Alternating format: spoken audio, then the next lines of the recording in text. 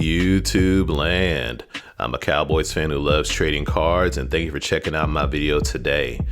So I've been concentrating a lot on my eBay store this past year, and today I wanted to make a video on how I ship cards. I've been getting a lot of awesome feedback on my eBay store on how I ship cards to my customers.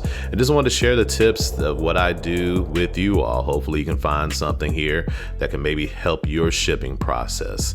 And you know, I've been meaning to make this video for a while, and one thing that happened recently just got to me. I was like, I need to hurry up and make this video. It's kind of a bad shipping example in my opinion, so I'll turn the envelope over to protect the guilty. But you know, I just kind of slice it up open on the side, and you know, they got a piece of a priority mail envelope, which isn't necessarily the most sturdiest cardboard, and that's it.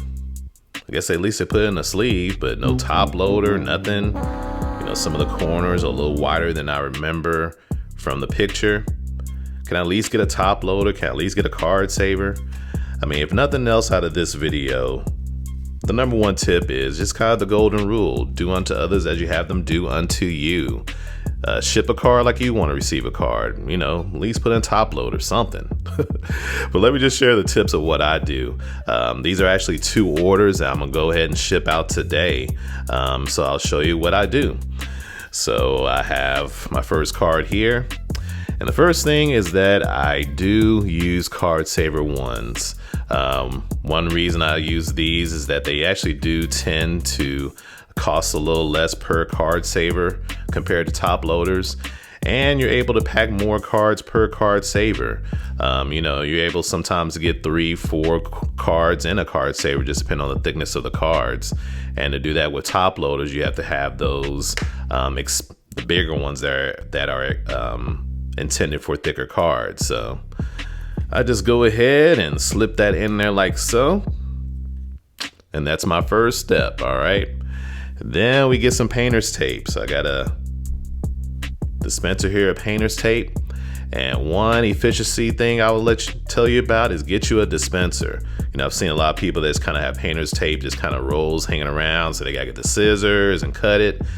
Once you get a dispenser, you'll realize how more efficient you can be to just grab a piece, tear it off, and slap it on the top like that. So you're good to go. All right, and it's a much cleaner cut as well. So we've done that part. So next, what are we gonna put these in? Well, we start off with the bags. Just have your normal resealable graded card bags. Got these from Cardboard Gold.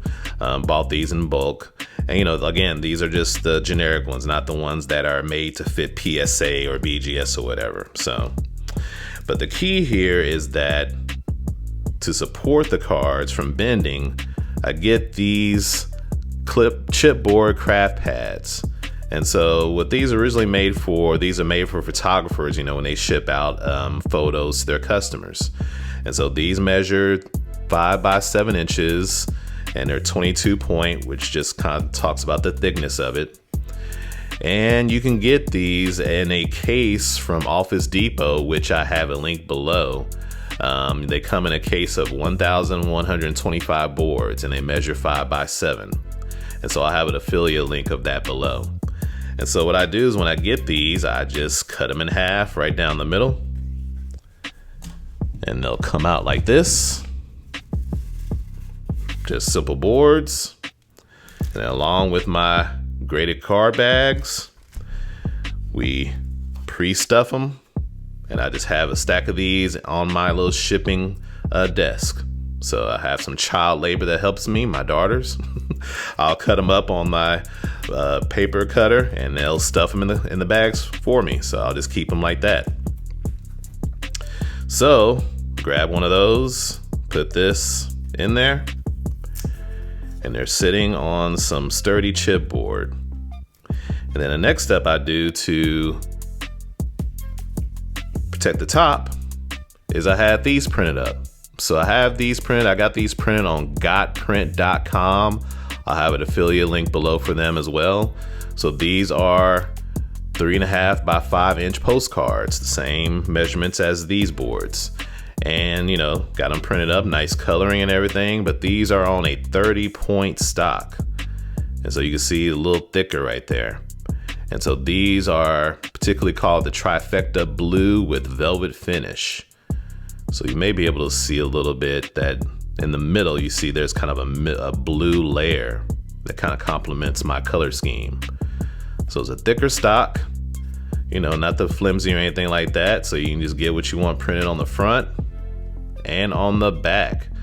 So, you know, I think, again, it provides thickness, but not too stiff. So, you know, I think it still can go through the postal service, and, you know, it's not as thick as cardboard as sometimes people try to sneak through envelopes. So, and I think it's just nice branding for my business. You know, when you're trying to have a store and you want to do a high amount of transactions, people are impressed when they get this in the mail.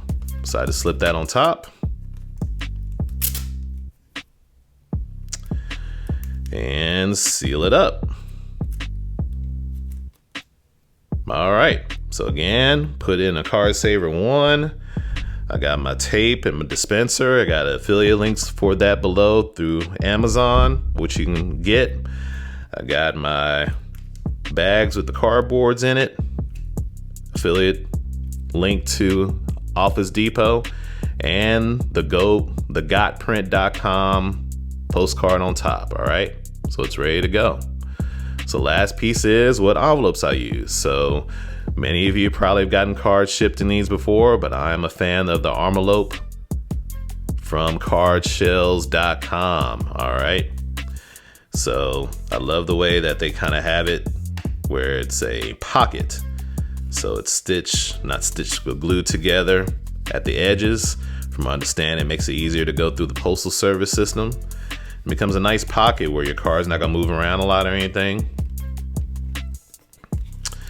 Then you just flip this off, fold it down, and that one is good to go. Turn it over like that. I print off my thermal printer, address label and everything, and that's it. So I really do like these Armalope envelopes. Again, they form a pocket around the card. And again, if you're a serious online card collector, I think this kind of adds some branding to your brand as well, that you want to invest in some special envelopes to take care of their cards. So again, I have an affiliate link for cardshells.com below this video. And actually, if you go through my link, you'll save $10 on your first purchase above $50. All right, so definitely check that link out. Okay, so I mean, that's pretty much it. Want to just kind of show you, I'll ship another card out, just kind of show you. Didn't really take long to do it with all these pieces. So here's my second one. Put it in the card saver, grab a piece of tape, put it on there like that. I have these pre-made, put that in there. Putting this in there, rip it off. These stickies do tend to get on your hands. Do that.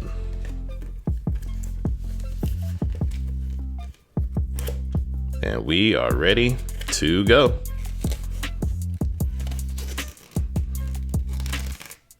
Slap a sticker, good to go. So you can see that didn't take long at all. So, you know, once you kind of have your system and you know what you're doing, you can get cards out at a flying pace, all right? But comment below what you think about my process, all right?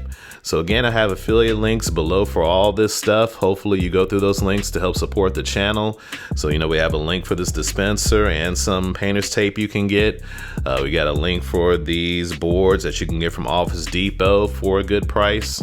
We got a link for these flyers you can get from gotprint.com and a link to cardshells.com, all right? $10 off your first purchase above $50, all right? All right, thank you everybody for checking out the video below. Hopefully you like what you see. Go ahead and subscribe to the channel, hit the notifications bell, and give this video a like, all right? Take care. Go Cowboys.